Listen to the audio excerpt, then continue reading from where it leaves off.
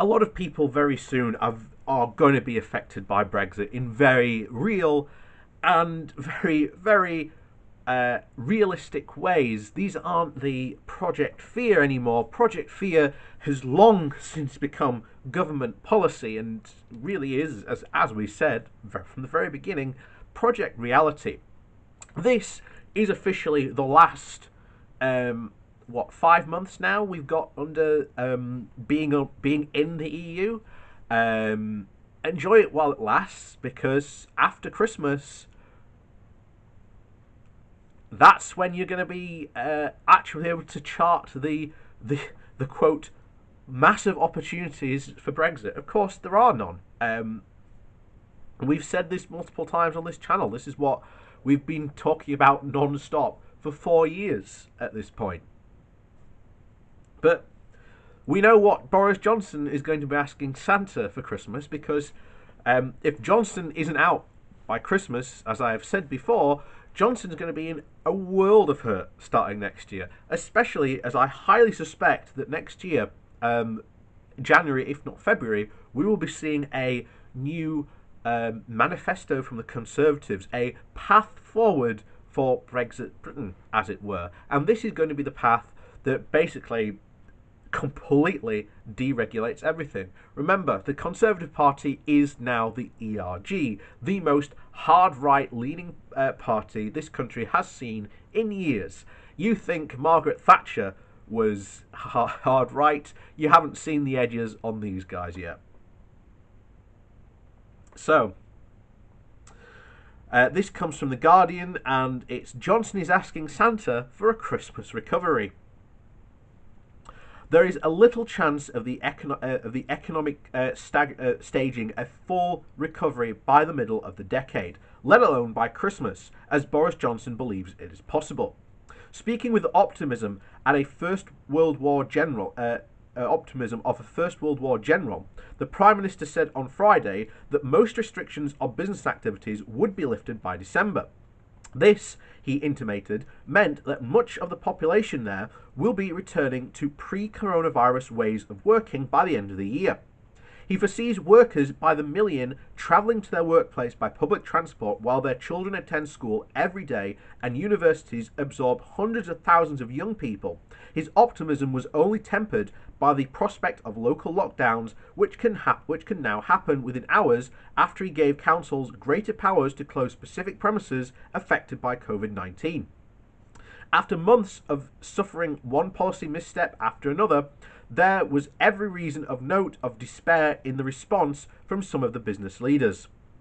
They were polite but desperate for the government to lay clear ground rules rather than leave it up to them to decide what constitutes as a safe environment. They don't want to spend vast sums of money opening up facilities only to close them again when a group of workers tests positive. Yet experts say that is just what is likely to happen when a mix of casual, part-time and full-time staff travelling to their workplaces on public buses, transports and trains. Johnson wants the city centres to hum with activity. It's not clear how that happens when companies, fearing the costs of renewed lockdowns, opt to keep their white-collar workers at home. No wonder that the boss of British Chamber of Commerce, Adam Marshall, has called for tax breaks on the costs of reopening businesses in the response to Johnson's announcement. Marshall was one of the most vocal in calling for a crystal clear official guidance before employers could bring back staff in large numbers. We know the crystal clear guidance is not on the menu. Schools have asked for exactly the same clarity as businesses seek. So have universities. Do you think what do you think is appropriate? And comes the answer from the minister after another. See how it goes. The cabinet has proved incapable of clear leadership at every stage, and that is not going to change. There is some activity within the Great Office of State, however. Much of it is devoted to plotting how to remake the economy under instructions from Dominic Cummings, who doesn't much like the dull, slow-moving Britain and wants it to be more exciting.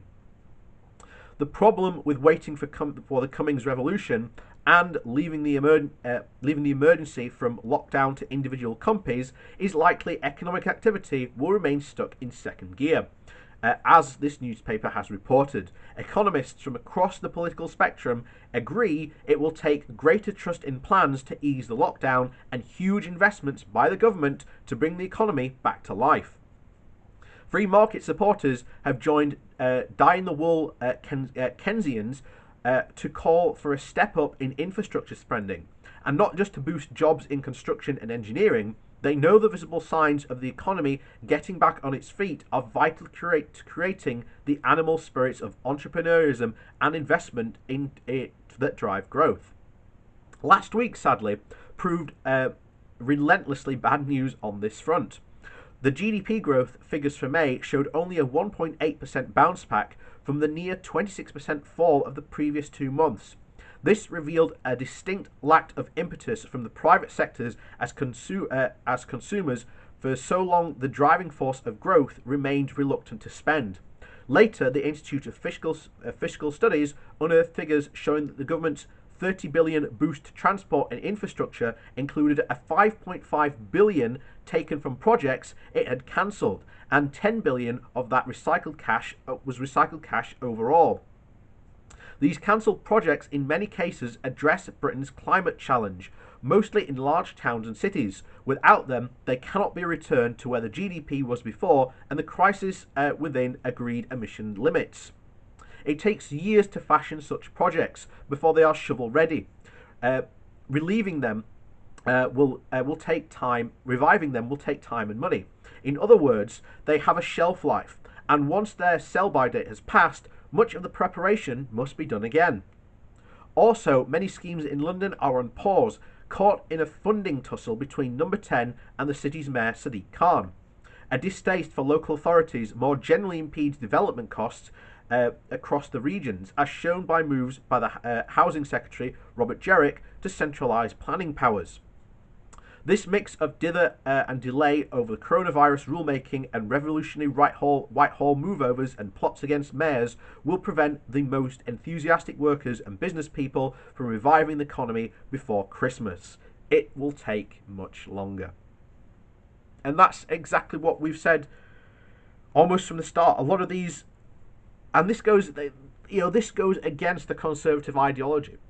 The Conservative ideology is to spend as little money as humanly possible and give it all to the private sector, because somehow the private sector will do better. But when you often look at these projects, the private sector doesn't tend to do better. But there you go. And the Conservatives do not want to spend the type of money that is going to be needed. You've only got to look at Johnson's Great New Deal. He only spent 0.2% of our GDP to, quote, revitalise the economy. Comparing, again, making direct equivalency from him to Roosevelt's New Deal, Roosevelt spent 40%. That was ambitious. That helped America get out of the Great Depression.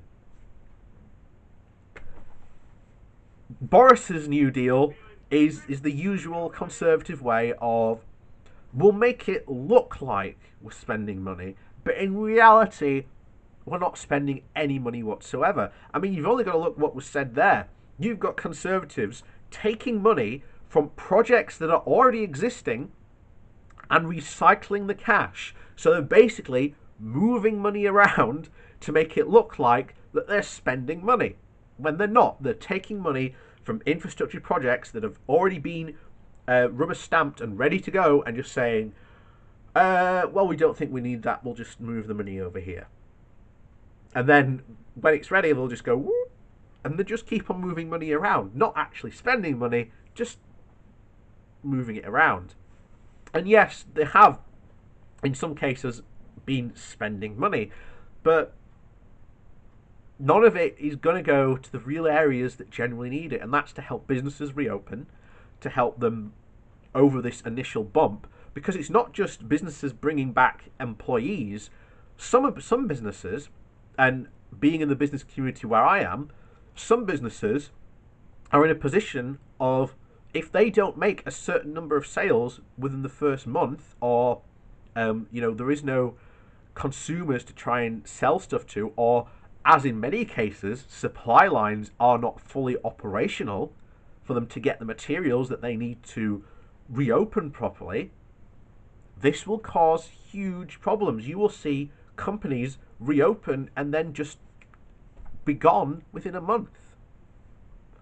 There is no help for these companies. The furlough scheme needs to be extended, and the government needs to stop the companies paying in, because some of the you're going to start seeing it soon when the government starts saying that companies now have to pay more and more of the furlough scheme. Some companies are just we can't do it because we haven't been earning money for the past couple of months and we can't reopen. And that's, as a sidebar, that's where my company is at the moment. We've all been given notice of redundancy, but we literally can't do any work because we've got no customers. But there you go, that's my problem. As usual, a government failing catastrophe. And it's all because, Boris got rid of everyone competent and instead changed them for lapdogs who will just do whatever he says. But there you go, that's Boris Johnson's government, and our government that's going to do epically well with the coming financial crisis and, of course, Brexit. So if you liked how they deal with the coronavirus, wait until you've got the Brexit crisis, which is going to crash upon our shores. Again, it's only 5 months away. Again, Halloween is going to be interesting.